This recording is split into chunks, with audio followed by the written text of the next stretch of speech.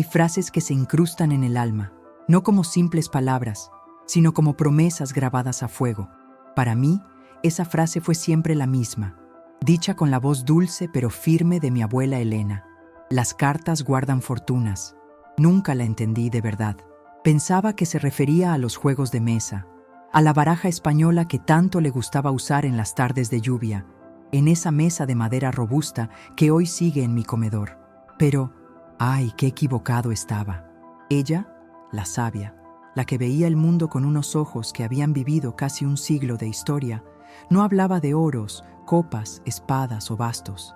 Hablaba de algo mucho más profundo, más real, algo que estaba esperando el momento justo para revelarse, escondido a plena vista, en el lugar menos pensado. Y es que el destino, mis queridos amigos, tiene un sentido del humor macabro y le encanta poner los grandes tesoros bajo la capa más gruesa del polvo y el olvido. La abuela Elena se fue en silencio, tal y como había vivido, con una dignidad inquebrantable y sin hacer ruido. Nos dejó su casa, una vivienda antigua con techos altos y olor a humedad y lavanda, una combinación que, créanme, solo los hogares con verdadera historia saben replicar. Y nos dejó, claro está, la tarea inevitable y dolorosa de vaciarla. Quien haya pasado por esa experiencia sabe que no es solo mover muebles o tirar trastos viejos, es exhumar una vida, un compendio de recuerdos que te golpean en el pecho. Cada objeto tiene una voz, un eco de un tiempo que ya no vuelve. ¿Y qué hacemos con esos ecos? ¿Los silenciamos o les permitimos que nos cuenten su historia? Mi hermano Ricardo, siempre el pragmático, quería deshacerse de todo rápidamente. Es solo chatarra, hay que ser prácticos, repetía. Yo, en cambio, sentía una responsabilidad, un deber sagrado de honrar la memoria de esa mujer increíble que me había criado. Sabía que entre esas paredes había algo más que simples posesiones. La verdadera odisea comenzó en el altillo. El altillo.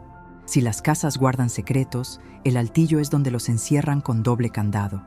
Era un espacio sofocante, lleno de sombras y de una capa de mugre que parecía haberse depositado allí desde la fundación de la República. Había baúles polvorientos, vestidos de novia amarillentos, sombreros desfasados y, por supuesto, cajas y más cajas repletas de papeles. ¿Quién en su sano juicio guarda tantos papeles? La abuela, al parecer. Eran documentos bancarios de hace 50 años, recetas de cocina ininteligibles, cartas de amor de su juventud que preferí no leer por respeto, y recortes de periódico sobre eventos que la historia oficial ya había olvidado. La tarea era monumental, y la frustración comenzaba a apoderarse de nosotros. Ricardo ya estaba a punto de rendirse, murmurando sobre tirar todo a un contenedor. «Es una locura buscar una aguja en este pajar», se quejó, pasándose la mano por la frente sudada. Fue en ese momento de desánimo, cuando la luz del atardecer se colaba por una pequeña ventana manchada y pintaba el polvo de oro, cuando recordé la frase: «Las cartas guardan fortunas». Las palabras de mi abuela resonaron con una claridad asombrosa en mi cabeza. No era un juego de palabras, era una clave, una pista dejada para el momento justo. Me detuve frente a un viejo escritorio de roble, uno que parecía haber sido ignorado por todos durante décadas. Estaba arrinconado, cubierto por una pila de mantas viejas y sacos de lana apolillada. Ricardo gruñó, impaciente: «Vamos, vamos, ya es tarde». Pero yo sentí un escalofrío que me recorrió la espalda. Algo me decía que aquel mueble era diferente, que no era solo un mueble más, era un centinela silencioso. Comencé a inspeccionar el escritorio con el cuidado de un arqueólogo. Pasé mis manos por los cajones, todos vacíos salvo por unos cuantos clips oxidados y algún lápiz sin punta. Desmonté la base, busqué compartimentos secretos laterales. Nada. La decepción comenzaba a nublar mi juicio. ¿Había sido la frase de la abuela solo una fantasía? ¿Una ilusión nacida del cansancio y la pena? Pero justo cuando estaba a punto de cerrar el último cajón, mi mano rozó algo. No era el tacto suave de la madera, era diferente, más frío, más duro. Empujé el cajón hasta el fondo, con más fuerza de la necesaria, y escuché un clic seco, casi imperceptible. Era el sonido de un mecanismo liberándose. Detrás de la pared de madera del fondo, donde el ojo nunca mira, había una pequeña tablilla que se había deslizado. Era un compartimento oculto. Mi corazón comenzó a latir con una fuerza que parecía querer romperme el pecho. Ricardo se acercó, intrigado por mi silencio repentino y mi postura tensa. «¿Qué pasa? ¿Viste un ratón?», me preguntó en tono de burla. Lo ignoré. Mis dedos temblaban mientras alcanzaba el hueco oscuro. El espacio era estrecho, pero contenía un fardo. No era oro, ni joyas, ni acciones de una compañía millonaria. Era un paquete simple, envuelto en papel de estraza y atado con un cordel de cáñamo viejo. Su olor era inconfundible, papel antiguo, como el de las bibliotecas olvidadas. Al desenrollarlo, la verdad comenzó a tomar forma. No eran cartas de amor, ni papeles legales, eran fajos de billetes. Cientos y cientos de billetes, ordenados con la meticulosidad que solo la abuela Elena poseía. Billetes de alta denominación, de los que ya no circulan, pero con valor. Y acompañando a los billetes, sí, había cartas. Unas cuantas cartas, escritas a mano con la caligrafía elegante y un poco temblorosa de mi abuela, dirigidas a mi madre y a mi tío, explicando el porqué de ese tesoro escondido.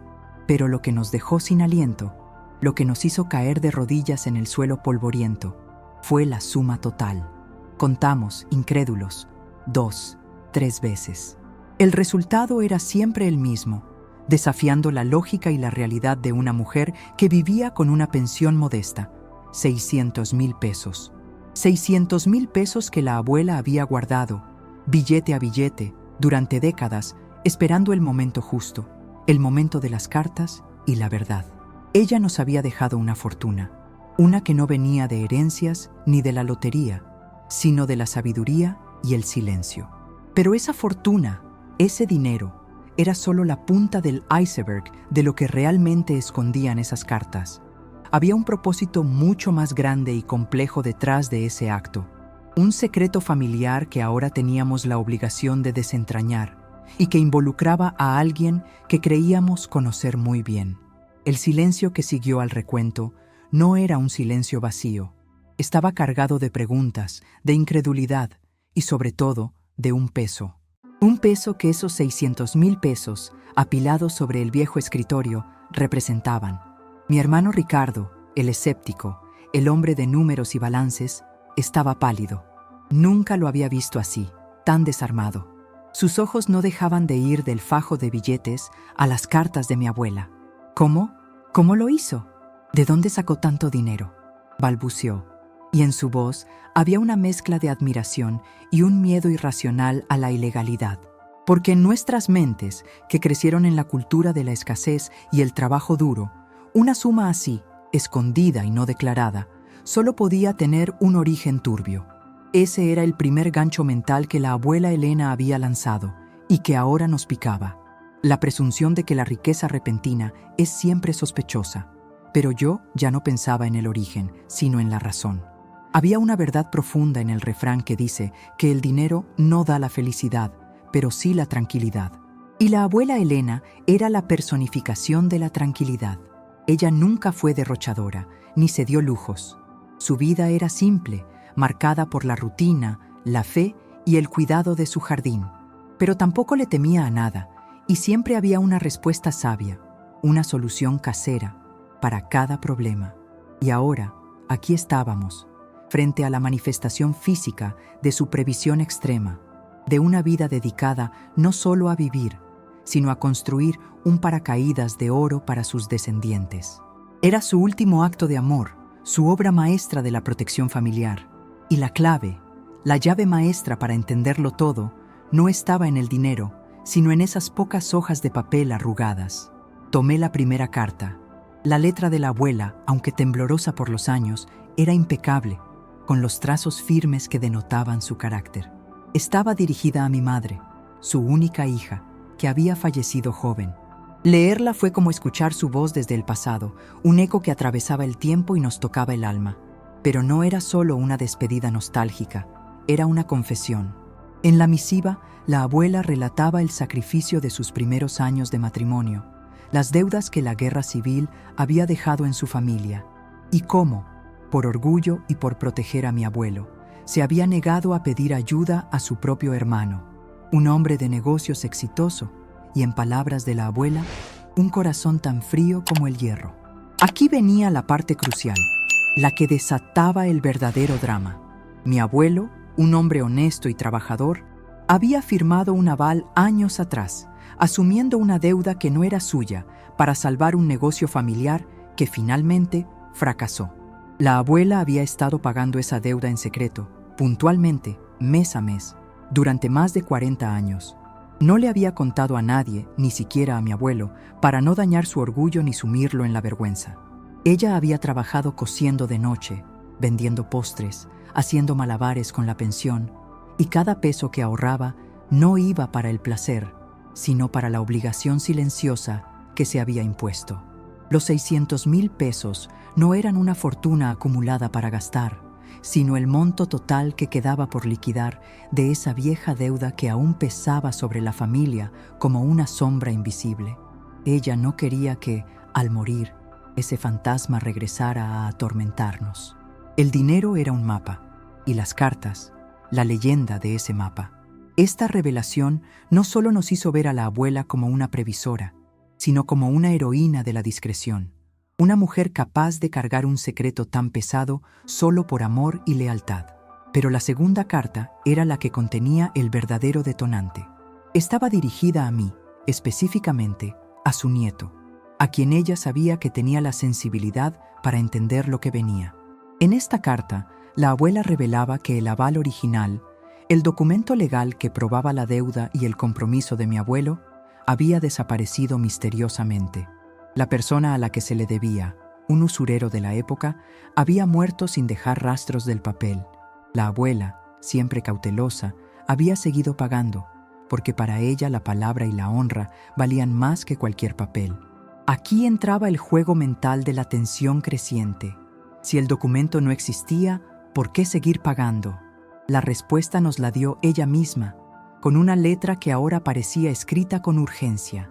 Había una persona que sabía de la existencia de ese aval, una persona que había visto el documento original hacía décadas y que ahora, con la abuela muerta, podría intentar reclamar la deuda, basándose únicamente en el testimonio y la amenaza.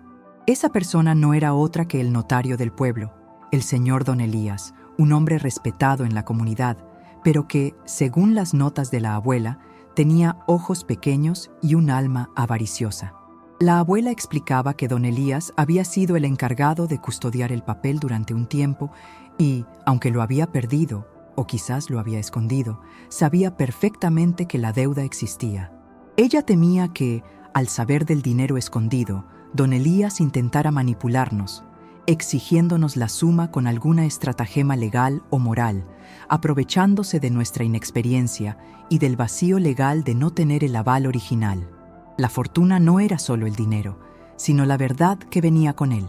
La abuela nos había dejado el dinero para pagar, sí, pero también nos había dejado la advertencia sobre quién podría venir a cobrar. El impacto de esta revelación fue como un golpe de frío. Ya no se trataba de una simple herencia, sino de una misión. Teníamos los 600,000 pesos, el escudo financiero, pero ahora debíamos enfrentarnos a Don Elías, el guardián de un secreto familiar que podía convertirse en nuestra perdición. Mi hermano Ricardo, al leer la parte de la advertencia, se levantó de golpe. El miedo había sido reemplazado por la rabia. «Tenemos que ir a confrontarlo ahora mismo, antes de que mueva un dedo», dijo con la voz dura. Pero la abuela había previsto incluso eso. Había una tercera carta, la más breve de todas, que estaba oculta en el forro interior del envoltorio del dinero. Una nota final, un último consejo que nos hacía detenernos en seco antes de cometer una imprudencia. El clímax de esta parte de la historia estaba a punto de desvelarse.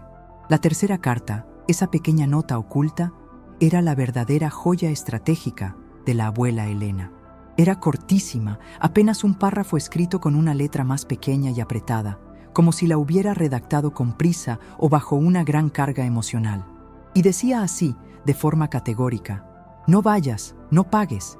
Don Elías tiene la llave, pero no tiene la cerradura. El dinero es vuestro. Si os reclama, buscad el arcón del patio.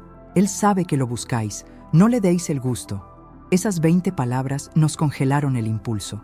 La advertencia era clara, casi mística. ¿Qué significaba la llave pero no la cerradura? ¿Y por qué el dinero, destinado a saldar la deuda, era ahora nuestro? La abuela había pasado de ser una deudora silenciosa a una estratega militar, y su campo de batalla era el patio trasero de la casa, el arcón del patio. Ricardo y yo nos miramos. Llevábamos horas inmersos en el altillo, desentrañando secretos de décadas, cuando la respuesta a todo, el as bajo la manga, estaba en el exterior, bajo el sol. La abuela nos había puesto a prueba, nos había obligado a pasar por el trauma de la revelación de la deuda y la confrontación con don Elías, solo para decirnos al final que el verdadero tesoro no era el dinero, sino el secreto que estaba a punto de desvelarse. Esto activaba el gatillo mental de la urgencia por la verdad y la satisfacción por el misterio resuelto. El arcón al que se refería era un baúl de hierro forjado, grande y pesado, que siempre estuvo en el cobertizo exterior, cerca de los aperos de jardinería. Siempre lo habíamos visto como un simple contenedor de herramientas viejas, oxidado y sin valor. Era tan común, tan parte del paisaje, que nunca nos detuvimos a mirarlo de cerca. Este era el genio de mi abuela, esconder lo importante a través de lo mundano, la táctica perfecta para despistar al ojo curioso y especialmente a don Elías. Salimos del altillo como 2 exhalaciones, ignorando el polvo y el desorden, y corrimos hacia el patio, donde el arcón esperaba, silencioso y formidable. Su tapa estaba asegurada con un gran candado, tan viejo que el óxido había fusionado el metal con el hierro. Ricardo, con su fuerza bruta, intentó forzarlo, pero el candado no cedió. «Hay que buscar una llave maestra o romperlo», gruñó impaciente, pero yo negué con la cabeza. La abuela nunca habría dejado una pista inconclusa. Si nos había dirigido al arcón, la llave debía estar cerca. Recordé entonces otra de las excentricidades de la abuela, su obsesión por el viejo reloj de pared del salón, un reloj de péndulo que no funcionaba desde hacía años, pero que ella se negaba a tirar. Decía que las horas muertas guardan el tiempo que no se debe olvidar. Fui al salón y con una silla alcancé la caja del reloj. Estaba vacía, por supuesto, pero al tocar la base sentí de nuevo ese ligero crujido, esa sensación familiar que indicaba un doble fondo. Con una navaja de bolsillo hice palanca en el pequeño panel de madera y ahí estaba una llave antigua de bronce con la cabeza grabada con la inicial E de Elena. Regresamos al patio. La llave, después de un poco de forcejeo con el óxido, encajó en el candado del arcón como si estuviera diseñado para ella. El clic que se escuchó fue el sonido del destino. Levantamos la tapa, pesada y ruidosa, y el contenido no era lo que esperábamos.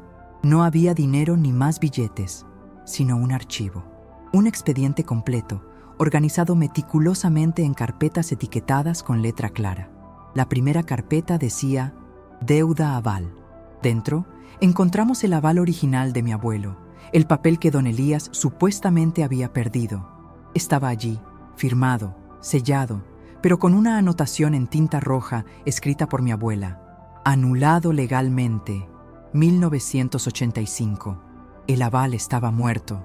La abuela no había estado pagando una deuda, sino honrando su palabra, sabiendo que el documento legal que la respaldaba ya no tenía validez. Ella había encontrado una forma de anularlo legalmente hacía décadas, posiblemente mediante algún resquicio burocrático, pero había seguido enviando pequeños pagos para mantener la calma y evitar el escándalo o la vergüenza pública. La deuda legal no existía. Y ahí comprendimos el acertijo. Don Elías tenía la llave, la información de que la deuda existió y el monto, pero no tenía la cerradura, el documento legal para reclamarla. El dinero era nuestro porque la obligación había caducado hacía tiempo, pero había más. El resto de las carpetas eran mucho más explosivas. Una se titulaba Don Elías, pruebas. El aire se volvió pesado. Mi abuela, la mujer de la lavanda y el silencio, había recopilado un archivo que demostraba la manipulación y la avaricia del notario. No solo sabía que don Elías había intentado reclamar la deuda ilegalmente en varias ocasiones sutiles a través de cartas ambiguas, sino que la abuela había documentado algo mucho peor, algo que rozaba la extorsión.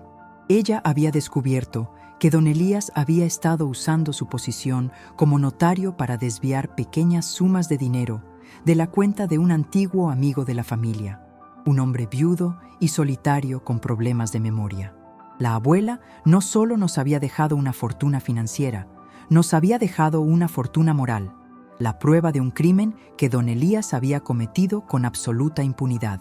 Ahora entendimos por qué la abuela nos había dicho que don Elías sabría que buscaríamos el arcón. Ella quería que enfrentáramos a la verdad, no al hombre.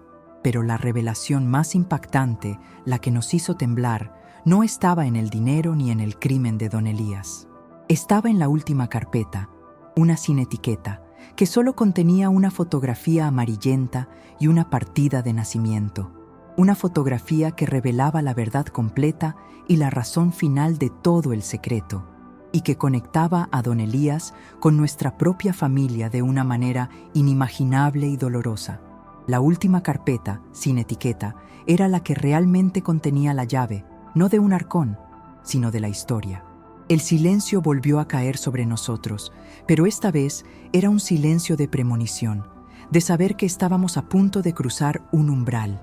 Dentro, la primera cosa que mis dedos tocaron fue una fotografía, descolorida por el tiempo, pero cuyo contenido era inconfundible. En ella aparecía mi abuela Elena, joven, radiante, sonriendo frente a una iglesia en un día soleado, abrazada a otra mujer. Y junto a ellas, dos hombres. Uno era mi abuelo, con su sonrisa amplia y bondadosa. El otro era don Elías.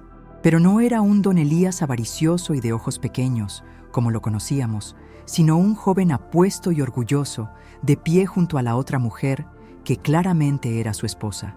La foto, fechada en el reverso, era de la boda de don Elías. Y aquí venía el giro dramático, el nudo en el estómago que nos hizo revisar todas las suposiciones que habíamos hecho hasta ahora.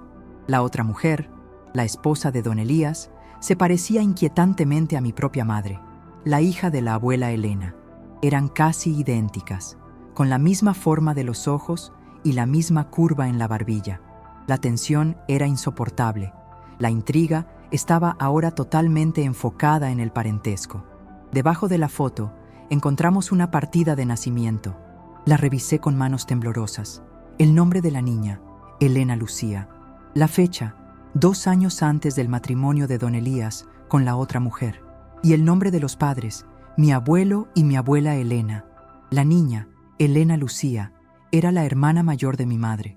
Pero nosotros nunca supimos que mi madre tenía una hermana mayor. Nunca se habló de ella. En la historia oficial de nuestra familia, solo existía una hija. El gatillo mental de la información oculta a nivel familiar golpeó con una fuerza abrumadora. Y luego, la otra partida de nacimiento, la que lo explicaba todo, la que vinculaba la deuda, el secreto y la avaricia de don Elías. Esta partida de nacimiento correspondía a la otra mujer de la foto, la esposa de don Elías. Su nombre era Isabel y su fecha de nacimiento era posterior a la de Elena Lucía. Pero, y aquí estaba la verdad que la abuela había escondido durante toda una vida, el nombre del padre que figuraba en el acta de Isabel era don Elías, y el nombre de la madre era la propia abuela Elena. Nos quedamos mudos.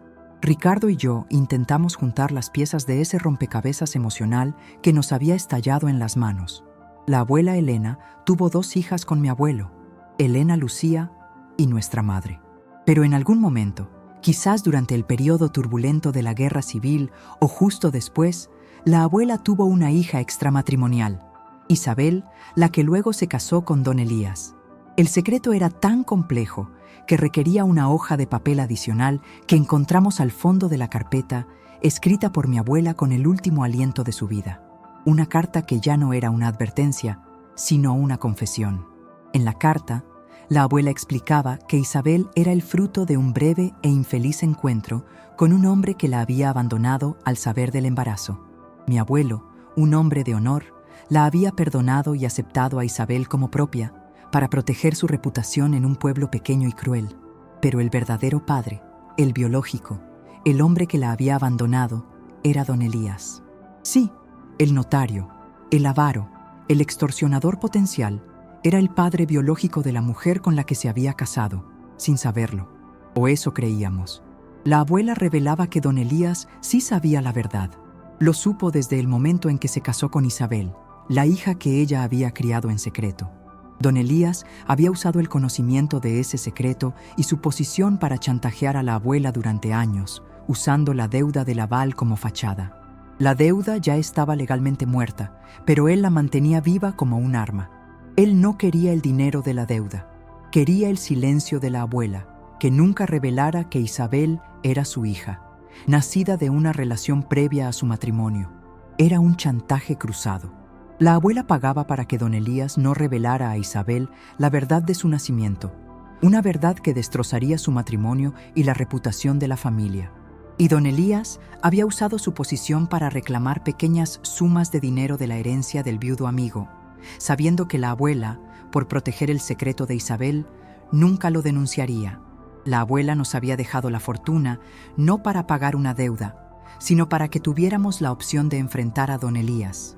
Nos dejó el archivo para que pudiéramos destruir el chantaje, revelando su crimen, la extorsión al viudo, y así detenerlo antes de que usara el secreto de Isabel en nuestra contra.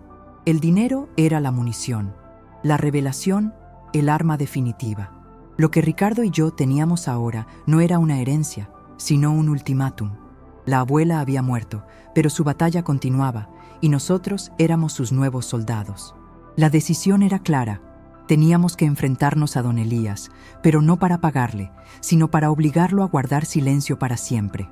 Y la confrontación, la verdadera prueba de fuego, comenzaría al día siguiente. La noche que siguió al descubrimiento fue una vigilia. El silencio de la casa, habitualmente reconfortante, se había vuelto opresivo. Ricardo y yo nos sentamos en la sala, con los 600,000 pesos apilados sobre la mesa y el archivo de la abuela esparcido a nuestro alrededor como piezas de un artefacto explosivo. La magnitud del secreto nos había robado el sueño.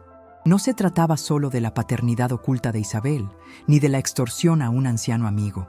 Era la carga moral que la abuela había llevado sola durante tantos años. El peso de una verdad que ahora era nuestra responsabilidad gestionar.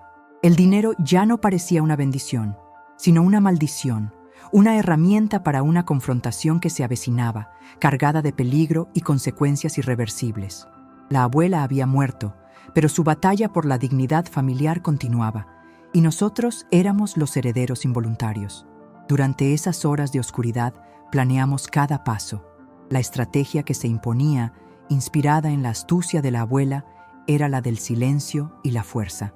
No podíamos revelarle a don Elías que sabíamos toda la verdad, ni mucho menos revelarle que habíamos encontrado el arcón y el aval anulado. Si él sabía que su chantaje ya no funcionaba, podría desesperarse y utilizar la última arma que le quedaba, el secreto de Isabel. Nuestra misión era neutralizarlo, forzarlo a entregar todos los documentos que pudiera tener sobre la deuda y obligarlo a cesar sus actividades de notario corrupto, todo sin destrozar la vida de su esposa, Isabel, nuestra tía y media hermana de nuestra madre, que vivía en la feliz ignorancia de su origen. El gatillo mental aquí era la ética de la justicia oculta. Teníamos que ser jueces y verdugos en la sombra, protegiendo a los inocentes mientras castigábamos al culpable. A la mañana siguiente, Ricardo se puso un traje formal, el mismo que usaba para las reuniones importantes de su trabajo. Yo me vestí con sobriedad, llevando conmigo una grabadora de voz oculta, un gesto que la abuela, con su cautela, habría aprobado. Metimos el archivo completo de don Elías, incluyendo las pruebas de la extorsión al anciano viudo, en un maletín, y solo llevamos una cantidad simbólica de los 600,000 pesos, los suficientes para simular un pago parcial. Llegamos a la notaría justo después de la hora de apertura. El despacho de don Elías era un templo al poder discreto, estanterías llenas de libros de leyes, un olor a papel viejo y cuero, y una calma sepulcral que eracondeaba la avaricia.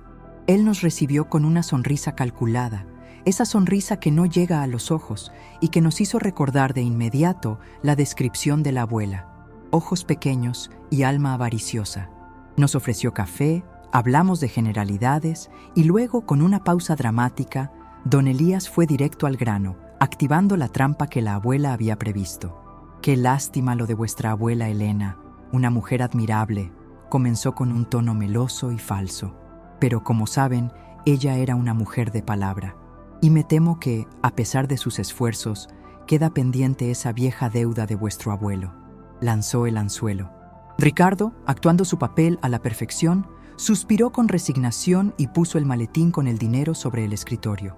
«Lo sabemos, don Elías. La abuela nos dejó esto para que empezáramos a liquidar. Es solo una parte. No tenemos el monto completo de inmediato».